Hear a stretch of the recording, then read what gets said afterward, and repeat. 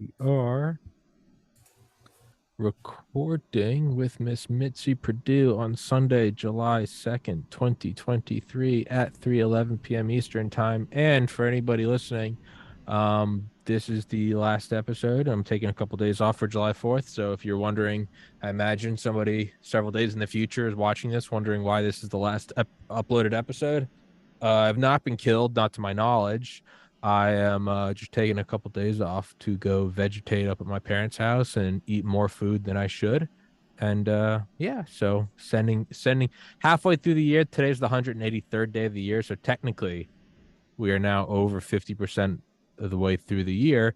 And so I guess we're at the halfway point, and I am celebrating the halfway point with Miss Mitzi Perdue. Mitzi, how are you doing? Absolutely never better. Beautiful. And I'm all set to talk about the topic I promised you, Yes, which, ma'am. which is the title is An Information Operation, and the subtitle is, to use a Ukrainian expression, putting a porcupine down Putin's trousers. We'll How's take that for a title? you take it away, Miss Mitzi Purdue, because this is your show, and I will not get in the way of it because I know we have a limited amount of time. But I was thinking of putting a porcupine down Putin's. You should change trousers to pants to go for the full alliteration. Putin's pants.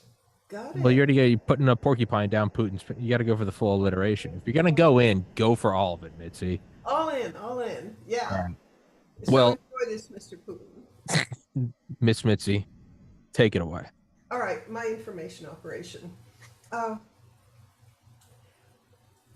In December of last year, I sold an important gem. It was an Atocha emerald, and newspaper reports of it, not by me, people who've done research, said that it isn't, you don't even find the gem of the quality of the Atocha emerald that I put up for sale once every 20 years. So it was a big deal. It sold, and I had promised that every penny would go to Ukraine, to humanitarian help for Ukraine. And for anybody who's interested in what you do with $1.2 million dollars when you get to help a country, uh, you put a porcupine down Putin's pants in the following way. I asked, on the theory that you danced with the guy that rung you, the group that invited me to come to Ukraine a year ago, and I'm about to be on my third trip, was the Kiev Region Police. And they wanted me to come because they said they'd been unable to interest any other journalists. And when I indicated interest, they said, "Come be our guest." So that started a relationship with the Kiev Region Police, and I adore every one of them. Well, when I sold the ring, and I decided to do it because of them, I asked their advice on where it should go. And one of the immediate places it went was to replace 18 police cars that were guarding let's see, the Chernobyl reserve area. Hmm. It happens to be terribly important because poachers were taking highly irradiated, deadly metal scraps and selling them in the open market globally. Okay, so that's where 18 cars were paid for from that ring. But now the part that interests me and involves porcupines. Oh my gosh, since we're alliterating porcupines, Putin's pants. I'm trying to think of another word that begins with P, but I shouldn't use it. In any case, but so an area of Mr. Putin that he would probably not like an angry porcupine in. Uh, the the police told me that they had 5 police speedboats that had been confiscated, and you may not have known this, or maybe you do, but one of the characteristics of Ukraine is it's a highly rivered country, or put in more plain English, it's got lots of rivers. And on rivers, a lot of crimes can take place, like smuggling or human trafficking. And when suddenly they don't have their police boats, there's just a whole area for bad guys, whether they're Russians or bad Ukrainians, to commit crimes.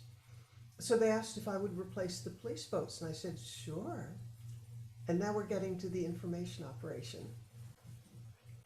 They told me that I got to name the boats. And yeah, that's kind of fun to name boats. And they said you might like to name it after family members or a best friend or something. And I said, no. Instead, let's name it after 5 foreign fighters who joined the Ukrainian Foreign Legion and gave their lives for Ukraine's freedom. Well, they liked the idea. So the boats will be named after a guy from Australia, a guy Mm. from France, Netherlands, Japan, and the United States. And I interviewed the families of each of them about why they had chosen to give their lives for, they actually didn't choose to give their lives, why they chose to fight for Ukraine. And they have some of the most beautiful stories possible. And I've written them up in booklets and press releases. And a friend of mine who runs one of the most major public relations firms in the world, the Dylan Schneider Group, he is sending it to the press, say of Japan, when Shuto Fukuyama volunteered and gave his life. Uh, the Dylan Schneider Group is going to contact the major media outlets of Japan, telling just the beautiful story, and it's it's just full of tragedy, almost, and then a little bit of humor, and then pictures of him as a baby. And I challenge anybody to read the tribute booklet that I wrote and not cry. Mm. It told about how he was a very idealistic young man, uh, and one of the few things that he did besides studying and working is he really loved to play the drums. But to pay his passage, his travel expenses to get to Ukraine, he sold his drums. And each of the 5 heroes has a story like that. And each of the 5 countries is going to get just a barrage of press releases and tribute volumes about them. And by the way, the tribute pieces are on my website, mitzyperdue.com, if anybody wants to see them. And if you want an experience of crying, I mean, I cry even reading them. How old was the guy that we're talking about, the most recent one? Shuto was, I believe he was 22. Good Lord. Yeah, I think the oldest was 26. Wow. But you said I could monologue. I could. No, yeah, sorry.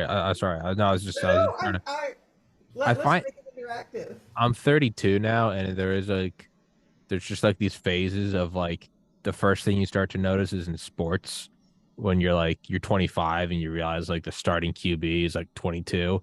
But then even as it goes farther now, you're starting to see it in terms of like doctors or like army. It's like he was only 28, and I'm just slowly creeping up. I just tried to put it in reference. Sorry. Keep going. Well, no, please make it more interactive. Uh, but I will continue with the porcupine and Mr. Putin's Pants. pants. Giggle. Uh, so imagine there are going to be 5 countries that are going to be just awash in these stories, and then, even better, Julia Hart from, if you're a Netflix fan, you might have come across one of the top 10 most popular programs. She's now in her third season of My Unorthodox Life. She's in Netflix, 192 countries, uh, 69 million viewers, 32 different languages, and she's going to be covering it. Ooh. Hold. So, so, and some of the relatives are coming for the ceremony in which I give the 5 police speedboats.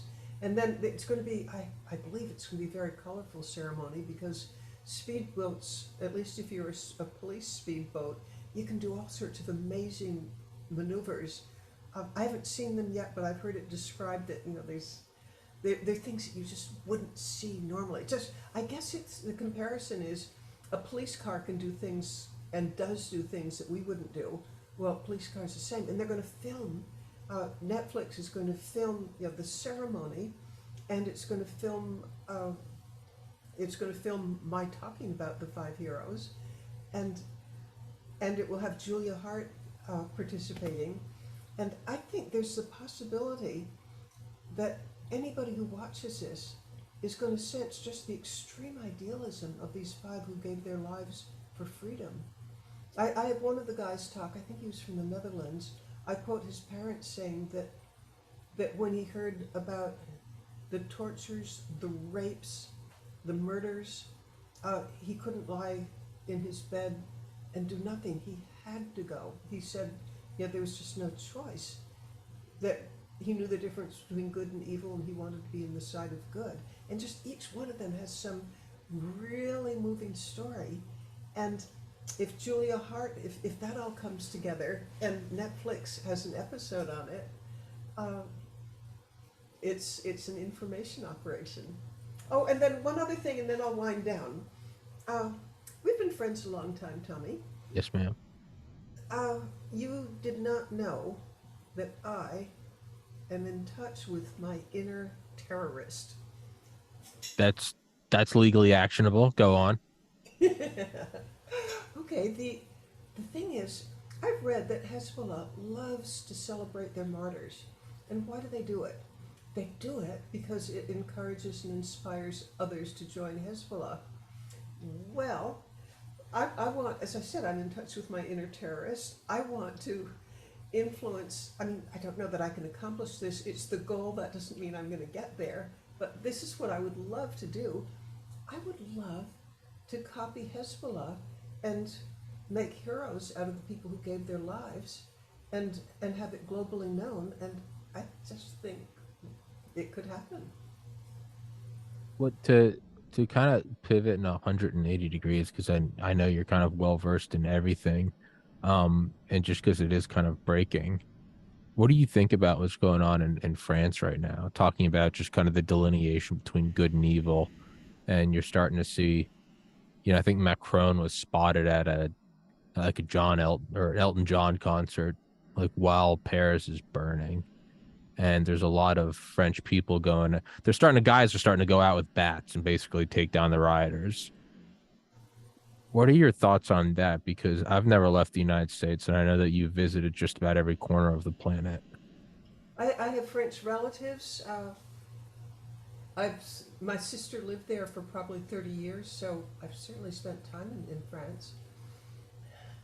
I think France has a total Achilles heel, or what's something stronger than Achilles heel, something that can really do you in. What their problem is, yeah, they criticize us, but they're not immune. In our country, we've got racial problems, but I think we confront them and we try to do something about it. And yeah, we're kind of open. I don't think we're frozen. In the case of France, their problem with their people from the former French Empire who've moved to France, and some of them are second, third, fourth generation. They grew up in France, and yet they haven't totally assimilated. They've got, in the United States, it's a funny thing, but our inner city, which is a code word for slum, they're in the cities. In France, it's almost the opposite. It's the suburbs that have what I don't like the word slum, but probably fits.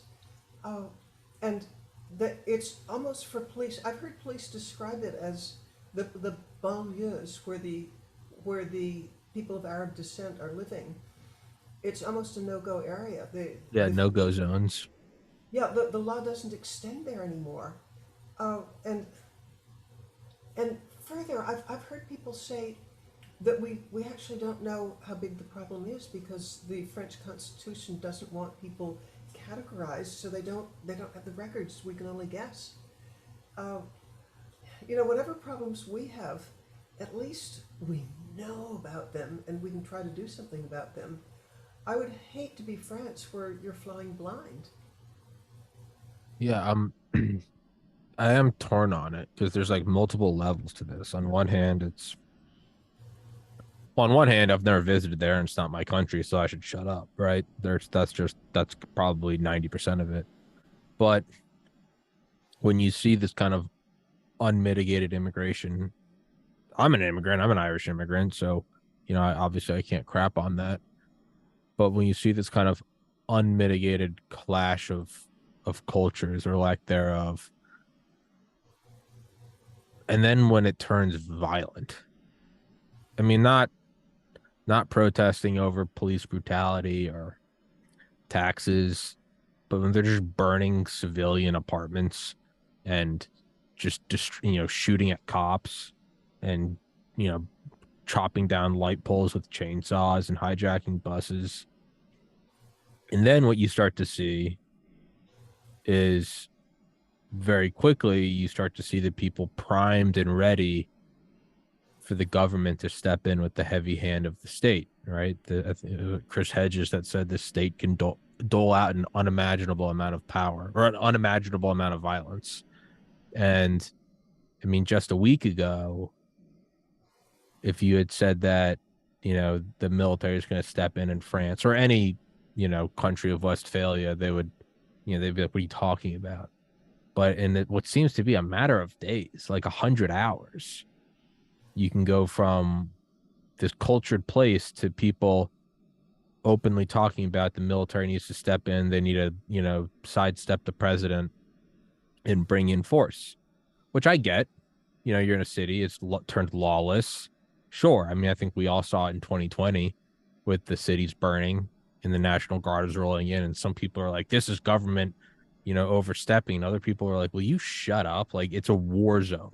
Like, you need to bring in, there's like all those videos of like Humvees with mounted machine guns around McDonald's in like LA, right? Kind of surreal stuff. But when I look at that, I can't help but get a sinking feeling that who benefits from this? It's the government, right? Stripping you of civil liberties and shifting the social acceptance of bringing in the heavy hand of state power. But also, it's so easy for me to believe that there are people who are motivated to want this to happen. Let's take, for example, China. Oh well, Uh, sure, well sure, and there's multiple ways around it. Is the domestic government, are they fomenting it so that they can step in, bring in a problem, and then you produce the solution, and it might not be an either. It might be and you have a it's China. so easy for me to go with the and. Oh, absolutely. No, you know my stance on China. Absolutely. Why wouldn't you? That is a form of warfare. Why fire a shot when you can just bring in a ton of immigrants and burn down a city and go, we didn't do anything? It's brilliant. It's evil, but it's brilliant. And then like regardless, the outcome's almost the same. It's either China takes proxy control of your country, or you devolve civil liberties and bring in state power, and thus you become China. And I don't, and this might just be me seeing connections where connections don't exist.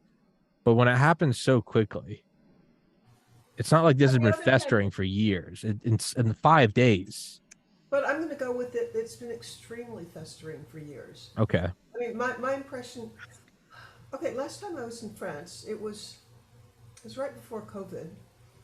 Uh, and by the way, full disclosure, I've decided not to go to France for a while because I've had what I'm about to describe happen 3 times on 3 different trips. Uh, I arrive at whichever airport it was, probably Orly or De Gaulle, one of them. I think. There is the strike of the month. There are no taxis. Um, Fine, I know how to use the trains. I know how to use the equivalent of the metro. I get on, and oh my, uh, there's not a whole lot. How about there's no seating because it's crowded because people aren't going by taxi. They're using the trains, and I witnessed. Uh, there was a Caucasian-looking guy, and he was quickly surrounded when he got on by 5 people who looked as if they were of African descent. And by the way, not how about Arab descent? And they looked as if they were about to murder him. They were punching him. They were. It was a degree of brutality that actually I hadn't seen before. I imagine you might see it in New York subways today. I don't know, but it was so unsettling to see just raw hatred of somebody that, as far as I could tell, didn't know them and had nothing to do with them. And so if, from my point of view, I am not surprised. I mean, if whatever race relationships are going on here, uh, I don't recall seeing anything quite like that here. No, it's kind of jumping to another level there. And they have, on one hand, it's probably an inherently good human value to not want to jump to these conclusions. But then when you see this and but you can't point it out, right? I mean, in France, they're too politically correct to point it out. I mean, there's this video of this like woman crying, asking that you think she's crying because her country is being literally and metaphorically raped right now, but she's crying because the riot police are going in, and she's saying, "Don't be racist, don't hit the immigrants." And you're watching, and you're like, you know that famous picture? It's a black and white picture, and it's of this guy crying, and it's a picture of him watching the fall of France as the Yes, Nazis. yes, Very yes. famous picture. I remember it. Like I feel for that, but when I'm watching it now, I don't even feel for it. At least there was an underground movement. There's the partisans. At least there's an underground movement to fight the. Now they're watching and they're saying that'd be like if you went back to the 40s and people were telling the Americans, please don't hurt the Nazis. I don't want you to come across as a bigot. At a certain point, man, it's like obviously you don't wish it on anyone. But in terms of like how much can I really care or how much can I really feel for you, it's kind of getting harder and harder, right? I just it just seems like that is the inevitable outcome. And no one, it's one thing if you maybe pointed it out 5 years ago, right? And you'd be like, well, nothing's happened. But now, as you're watching the literal city burn down, you still can't say anything. It's like, Actually, I'm not. I'm trying to think if I've ever repeated my experience that I just told you about being on a train. I hadn't heard it. But I'm not sure I told anybody because it sounds racist. You can't say it, right? There's a great political cartoon, and it's of two guys jumping out of the World Trade Center. This is on fire, and they're jumping to their deaths. And one of them's looking at the other and going, how do you feel about enhanced interrogation? It's awful, but I mean, like, does that not encapsulate this? Yeah. A woman crying on her knees saying, please don't. And then the camera pans and she's crying at the riot police who are about to go put restore order to a city that's lit on fire. And will that not be the death of the West because it will be too politically incorrect to stand up for yourself? I mean, is that where we're going? But even now, like we're tiptoeing around this because there's this innate, like, well, I don't want to seem racist, but it's like, well, what is that? Who placed that thought in our head that we don't want to seem this way, right? I don't want to call it the China virus. That's racist. It's a bioweapon from a Chinese lab that's killed more Americans than every war combined. But no one wants to call it the China virus because that's xenophobic. I've heard you talk very eloquently about Solzhenitsyn, and that you just have to say the truth. Yeah. And but that's so hard. Well, it's saying the truth is I know you are a fan of them. Saying the truth is a lot like cold shower. The Yeah. first second's very uncomfortable. Then you get used to it, and then it becomes liberating. Right? Yeah, and then you don't want to have a day without it. Exactly. It's almost switching over to feeling bracing instead of horrible. Well, like I think you said there's rejecting and then there's embracing. It's like either way you have to suffer. So that's kind of my logic is once you go through the first wave of getting banned from YouTube or iTunes or Reddit or Twitter or whatever, you're a Nazi, all right, whatever. Well, then it kind of frees you. Well, you go, well, that didn't kill me. And you just point it out. I mean, I don't think I'm a hateful person. I think I'm a pretty loving, tolerant. Oh, then again, everyone does. Everyone thinks that about themselves, but like, there's just certain things that like I don't think anything should be verboten, and it's just odd to point this out. Is we're somehow not allowed to. I mean, you can even see it in Twitter comment. Go watch any video right now of some store on fire, and like there's a video of a building collapsing today in Paris because it was lit on fire. And it was a building that had survived the bombing campaigns of the Nazis. And it was like this building couldn't survive political correctness. It could survive Nazi bombings, but it couldn't survive political correctness. And it's a video. There is no there's no tilt on the video. There's no slant. It is a video of a physical event happening in this universe of a building collapsing because of a fire set by these protesters. But even despite that, despite seeing with your own eyes this very objective fact, all the comments under it is like, this is racist. This is so anti-progressive. I am ashamed. And it's like, Well, let me tell you about a story that I just finished writing. I sorry if I'm ranting, Mitzi. No, please do, please do. That that's why I tune into you. I don't care that much about your guests. Some of them are super, some of them are, but I don't tune in because of your guests. I tune in because of you Thank you. and your rants. Thank you, Mitzi.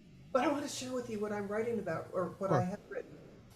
Uh, because I'm friendly with the Kyiv Regional Police, I get kind of an inside story that other journalists, I mean, they may cover it in the future, but uh, the, the Ukrainian police discovered a bot farm, and this bot farm, they've shut it down, but it was capable of it had like 3,000 SIM cards, and these people, I think they were paid like $10,000 a month to send out 500 emails or posts, or in one way or another interacting with people, and they're posing as Ukrainians who are spreading the word that Russia wants spread. And the number one thing that I think Russia is telling everybody is that Ukraine is so corrupt that whatever money you send there, it's going to end up, the equipment's going to end up sold on eBay in Turkey, or it's going to go into the hands of a corrupt oligarch. That's their number one. Number two, and there's people, they're just sending these out all the time. The forever war. They want us to think it's a forever war. Let's see if I can remember some of the other talking points. Corruption. Here are the facts. There's something called Transparency International that rates 180 countries on how corrupt they are. In that rating, out of 180, Ukraine's a year ago was 122. It's gotten down to 116 now. Russia, on the other hand, I think it was 157. So Russia trying to say that Ukraine is corrupt? What?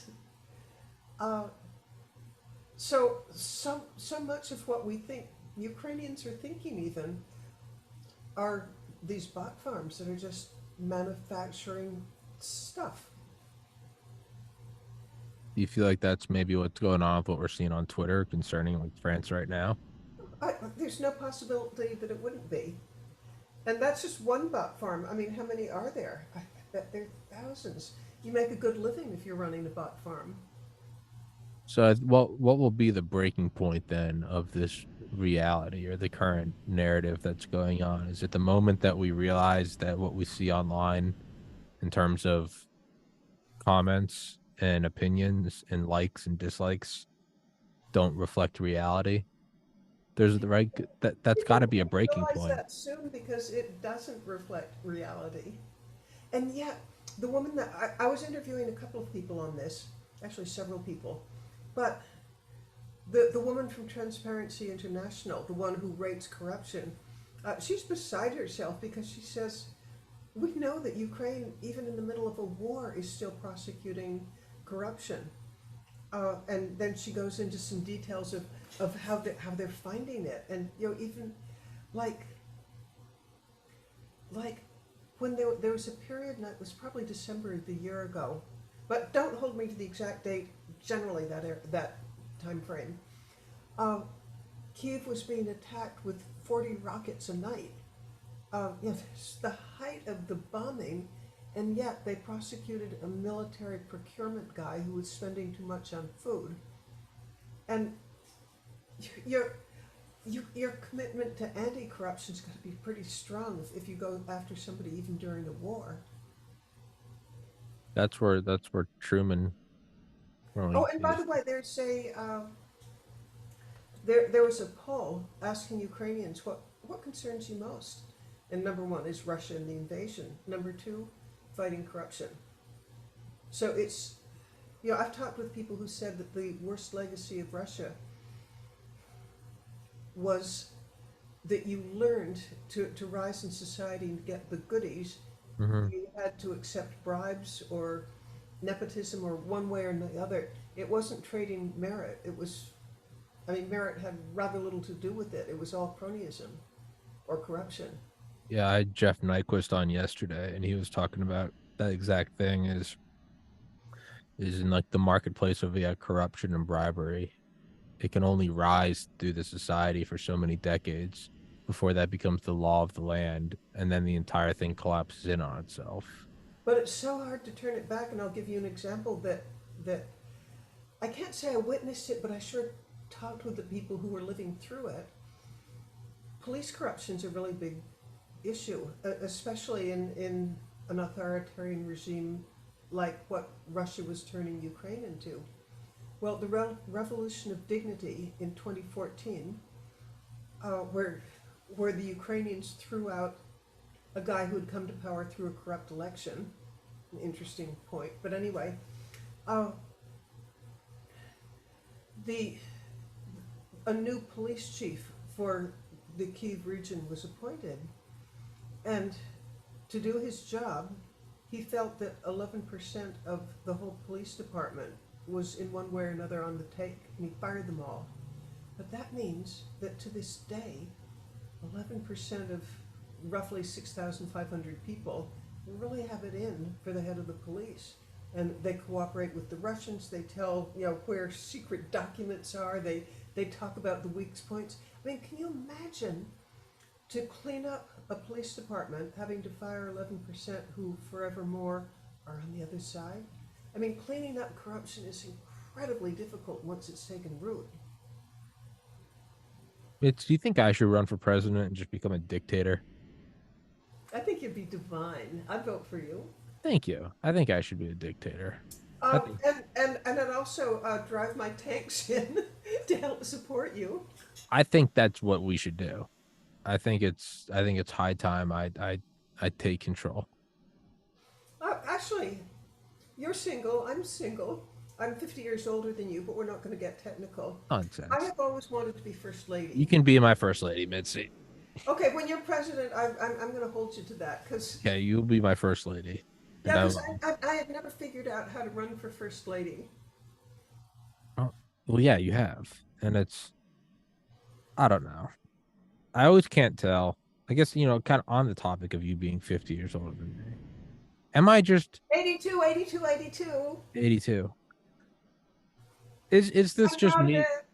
Is this just me getting older and I kind of view, and I know we got to wrap it up, it's quarter of. Is this just me getting older and feeling like the world is darker? Is this just part of the natural evolution of one's mind as you leave childhood and starts to see the world? No.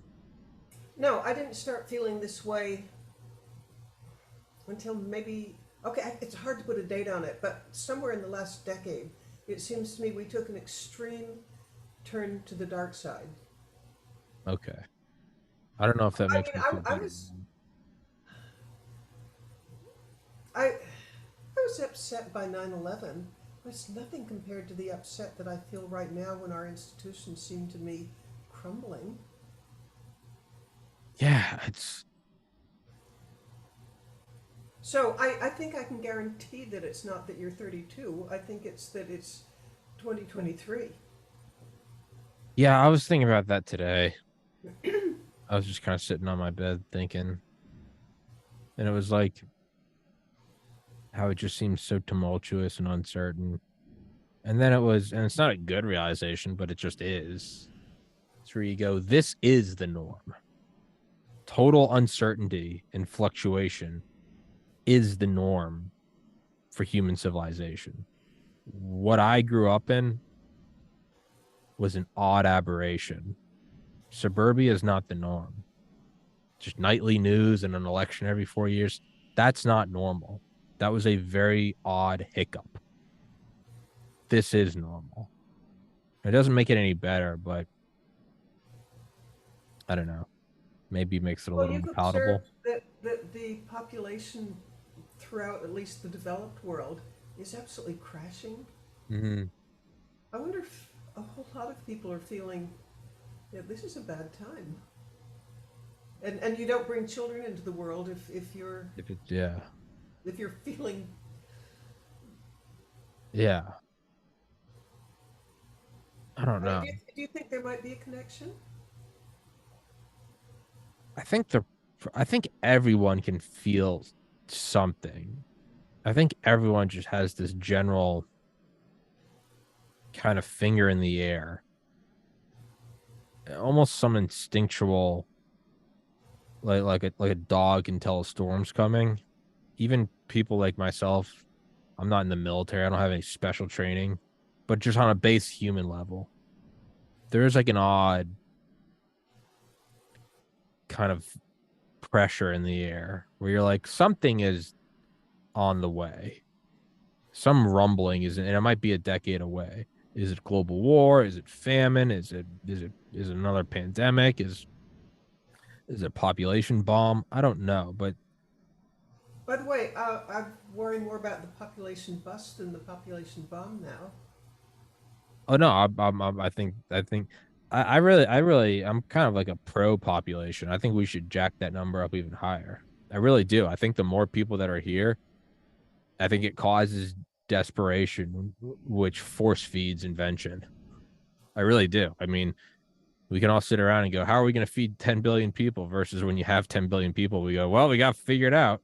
I mean, like, I can sit around and go, oh, I don't want to get out of bed and go to the gym. And then I look at the clock and I'm like, I have a podcast in an hour. And I know I don't do good podcasts if I have an extra. There's no time to think. You go, we just got to go. We just got to go. I tend to think that having more people is even better. I think it will. Maybe that means that we can't feed them all. Maybe it means we got to get off the planet. Then we're gonna find a way to get off the planet, or we're gonna find a way to crack, cold fusion. I tend to think that the more people, the better, and every By person the is way, a I no. think we're going to be really lucky if we dodge some serious famine by good lord, by within half a year because but between China droughts and floods, Ukraine and the Kakhovka Dam, and Mm-hmm. I mean, 40% of their agricultural land, their prime agricultural land, has landmines that it could take up to 40 years to clear. I Yeah, mean, there's so much food that's becoming unavailable. I I sure hope we dodge this bullet, but my only answer to that is I'm gonna unplug for a couple days and go visit my parents. I'll come back to the doom and gloom of the world. The podcast will resume in a couple days. hey, I've got an idea. I've got a brilliant idea. Yes, ma'am. It involves inviting me back, Yeah, and it involves the thing is, I think I can do doom and gloom with the best of them. I think you can. But on the other hand, uh, I think there's some really cool things that are coming along too. And so let's do an upbeat podcast. I need that. I would love an upbeat episode. Oh, I'm up for it. Okay, a quick talk about my career. 1 minute. I was an environmental writer for a good bit of my life. In fact, I was the most widely syndicated environmental writer in the United States. How did I get that way? Because every article that I wrote, and it was once a week, it would always be upbeat. I'd write environmental success stories. And the reason I did it was partly for my own psychology, because, with the environment, you can get so depressed and, you can end up hopeless. So for my own psychology, and thank heaven for me that other people felt the same way, I would write good people doing good things that were optimistic. And it took me a long, long way. So next podcast, if you invite me back, and you better, or terrible things will befall you. My first lady will divorce me. Yeah, I won't marry you if you. No, if you really want to put the if you really want to put the blade in, you got to wait till I'm president and then divorce. I don't think a sitting president has ever been divorced. Tommy, I won't divorce you. I promise. I give you my word. Okay? But if you really want to get Well, back at me, that's what you not because I do. love you, but because I want to be first lady. If you really Our want to get next back at pod, me, that's but how our you next do. podcast is going to be completely, totally upbeat, and I can do it. I want that, but I don't want it to be blind optimism. I don't want it just be you and me saying everything's okay. I want facts and figures. I want I inventions. I don't do want syrup. breakthroughs. I do not do syrup.